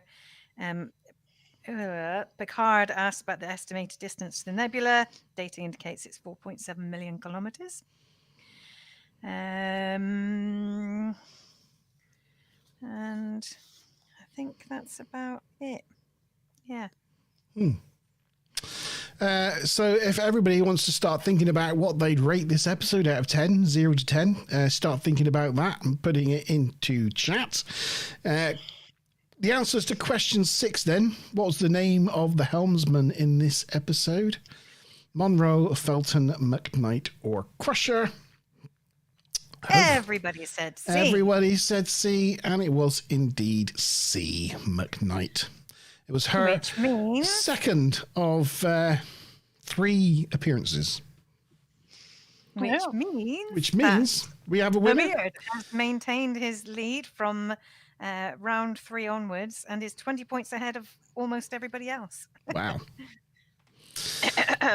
All right, Kanye. Have you got a yell in you, Tammy? That's the question. Oh yeah, I do. I've been saving it up for the winner, and I knew the second he started, he was going to do this again. Gideon! So. I think it's only fair that pretty good you one. wake him up with a certain song for at least a week. Oh yeah, that song is going to be playing nonstop in this house, sweetie. But I appreciate you taking the lead, because then I won't be relegated. Yeah. And so I've got to add his... Oh, maybe I will be relegated. No, I don't think I'll be relegated. No, that puts him on 2. So, yeah. You're all right. Thank you, my dear, for securing my place. You took one for the team. So we could end up with 2 winners this season, depending on what happens next week. Yeah, we got one episode to go. Only the one. When you think about it, 26 episodes was it? I realize seasons are too short now. They're like, British shows, but they are. Yeah, 26 episodes a season was just a ridiculous. Season. I was right the first time. Was just a ridiculous amount. It used to take them 10 days to film one, and yeah, they were there at it a good 10 months a year. I mean, they got paid relatively well, but dear God, what an absolute. I mean, you're doing 12, 14-hour days, 5, 6 days a week for 9 or 10 months of the year. Talk about burnout. Like they make what 10 episodes of Discovery, and it's not even every year. It's like every 15 months. And they've got 5 to 8 months to make it, and they film it over 28 days. They just do a 9 to 5 job, but they don't put in a third of the hours that the TNG people did. Yeah. They really, Mazda G-Star is gonna. I'll talk about that in a little bit. I'm about to find out where G-Star live at right now, because it's the problem. Oh, here's me been sorting the sheet out, and I've been having the screen shared. Or usually I do this behind the scenes, and then turn the screen sharing on. But anyway, yep. So yes, that's put 1, 2, 3, 4, joint 5th place for Goujon now. So congratulations. Well, we're at the end of the season, but if next year if you just put a separate column for the scores instead of copy. Well, actually, no, you do have them a separate column. You could just order. Oh no, you don't, because column B. Because if you had column B as a separate column that you weren't double using it, then you could just order by highest to lowest. I can just select it like that and do. You can sort. Right. Yeah, I can do that. Yeah, I can. Fair enough. I didn't think of doing that, but you can. Yes, I'm not bad with the old Excel. Oh, I'm fairly useless for someone who's technical, but I did know that trick. Anyway, so scores for In Theory then. Got your paddles ready? Yeah. That's paddling. I've got my score. Me too. I know what you're giving it, Tavi. You don't even need to raise your paddle. Oh, well, I still got to do it anyway. Now, ready? 3, 2, 1. Pdoing. Wow, 7. Woo, not a 10 from Not Tavi. 10. I'm shocked. Tavi, you surprised me. I am shocked. The story was so bad. I originally was going to give it a 5, but the fact that Data was in it bumped it up to 7. But the story was so bad, it was infuriating. The Wow. B plot was just garbage, and the way they handled Data's character was ridiculous, and the way like everyone else is doing the crew, and then the way they did her, the storyline was an extreme disservice to what this was supposed to be. It was based on the fact that she was an absolute idiot, like more of an idiot than would be normal, and Data was also an idiot because he doesn't have any other like information. I'm like, he's been doing a character development for 4 seasons now, and then everyone else is treating him like he's not a freaking android. It's like, do you even know this? Come on, guys. It was just, I felt like they could have made this into something really awesome, but they just turned it into emotional candy. Mind you, all the shots of Data were fabulous, but this storyline sucked ass. I wasn't saying. Okay, I'm sorry. I've just been bashing it, but I love it because Data was in it. Because he's Ruth just wants beautiful. to know if Panko's going to forgive you for that 7. Panko I don't might know. not I talk to think you she a might little be bit. scarred. Did you give it an 8, Sean? I gave I'm it sorry, 7. Panko. 7. Well, the The average storyline. the average across all of chat was 7. Despite G Stars 2, there was a 10, a 2, an 8, an 8, a 7, and a 7, which came out as 7 on average. Yeah, G gave it a 2. It was a very G-ish score for. He doesn't like Picard as a director. I actually didn't think the directing was that bad. No, I mean, for me, thought it was the B plot, and wasn't- a lot of the Data story just was corny and didn't really ring true for me at all. Yeah, I mean, the B plot was weak. Yeah, didn't really Panko. didn't really lead to anything, and Forgiven. I thought the Picard leading it at the end with the shuttle was ridiculous. Again, So, it yeah. could have been for practical reasons that it took him out a couple of group scenes that gave him more time behind the camera because he could just shoot those separately. But even then, it was only for 2 or 3 minutes of the episode, so it doesn't help that much. Yeah, the B plot was absolute garbage. A plot was fine. Enjoyed Can it. we see the graph if you put in the last 7 there? Yep, is it 7? Was it for the average? Yeah, exactly. Yeah, not even decimal point, exactly 7. Exactly 7. So that puts it at around, well, Sort of 6th, 7th. on par with Half a Life. Yeah, around 7th. Yeah, I mean, I can order them by, I suppose. Can I do that? Don't do it. Just leave it alone. You can mess it up. I'll leave it alone. Don't do I'll end up messing it up because I'm not in the actual Excel program in a browsing version, and it's just a bit different. Yeah. But yeah. So 1, 2, 3, 4, 5, 6, 7, 8th. I think joint 8th for the season. So yeah, it's kind of middling, I guess, for this season. It's kind of in the middle, we think. I liked it. I gave it, it's between a 7 or 8 for me. I think for the same reasons that everybody's just mentioned. I decided on the 8 because I enjoyed it. I liked the funny moments of Data, just being Data. His with deadpanning was, deadpanning. as I said, Leslie Nielsen-esque. It was And, very funny. Worf threatening him and stuff. I thought that was funny. The scene with Guinan was quite funny. I thought I gave it more for the humor. I enjoyed it for that. Jen, yeah, you say she's dumb as fuck, but I mean, she is like an emotional wreck, isn't she? From obviously just coming out of a relationship with.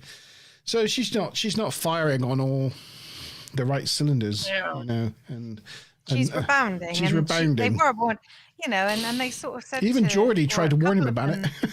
Yeah, and some of them said, you might not have emotions, but she does. Be careful not to hurt her. And at the end of the day, she went away from this feeling like shit, and Data was not really affected at all. So it's like everything they said and warned him about came to pass, which was just. Well, she felt like shit because that was her fault. It wasn't anything he did. She fed well, herself that shit sandwich. She knew what she was getting into. Yeah, and I think anybody having to dump anybody, you feel bad afterwards. It takes an emotional toll. But But yeah. it more or less fell down exactly in the way that she knew it would fall down, and she made the decision to go. Yeah, it was her fault. Yeah.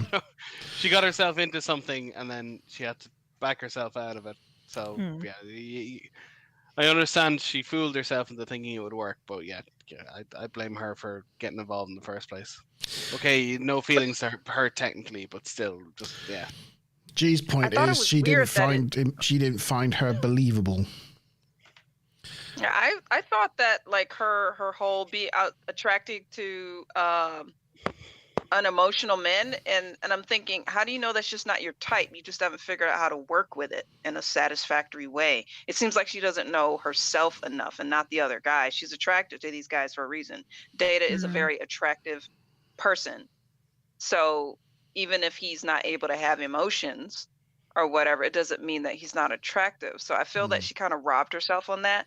Like just because someone doesn't show emotions or stuff like that doesn't mean that's not how they are. Because there are a lot of very reserved people.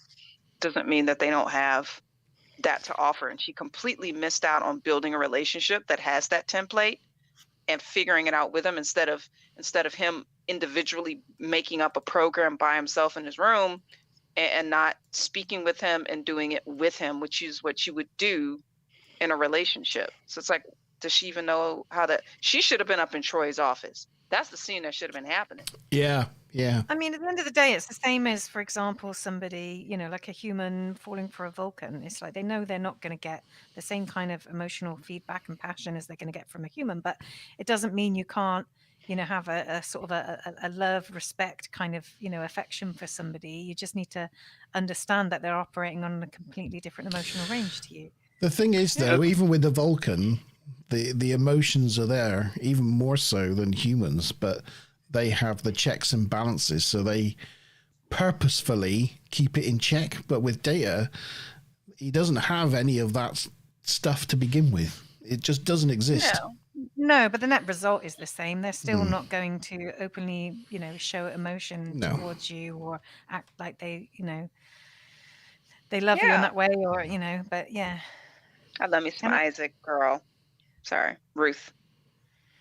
Yeah. I would have held Isaac down. Sorry. And in terms of reception as well, so Stuart selected In Theory as his favorite episode. Why's that? 2014 and a couple of and also Ronald D. Moore, when asked, if he felt there were any under-recognized episodes, he said that he had a fond memory of In Theory and always felt like people didn't give this episode its due. But then I think he was talking specifically about the A story.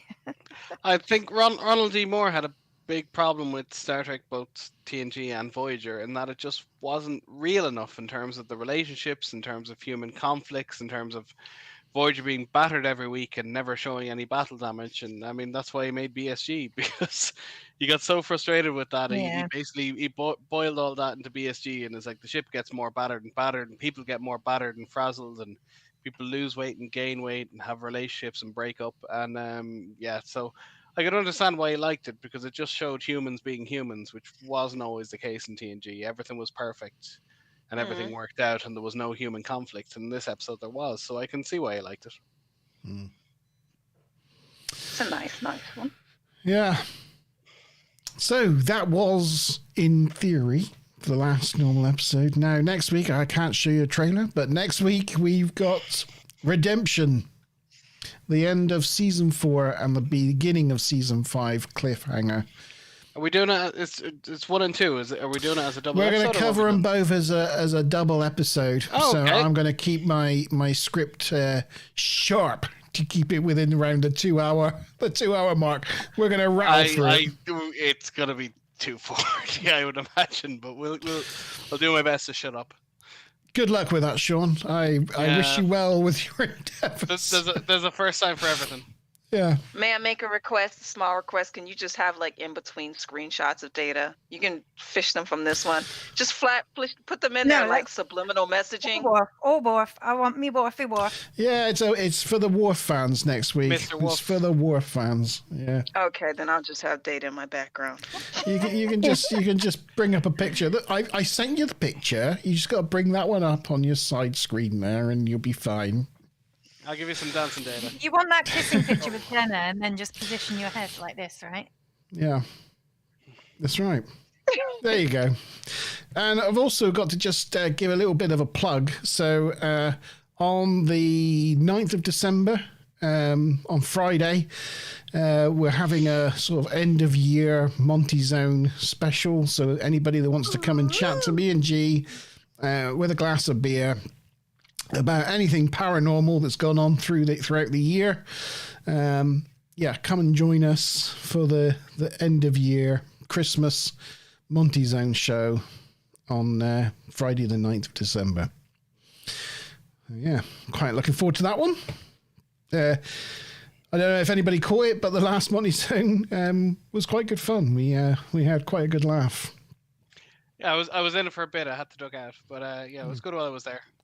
Yeah, we had a good time on the last one. So yeah, please feel free to come along and join us for that. It'll be good. So that's it for In Theory, and pretty much it for season 4. I hope you come along and join us next week for the Redemption 2-parter.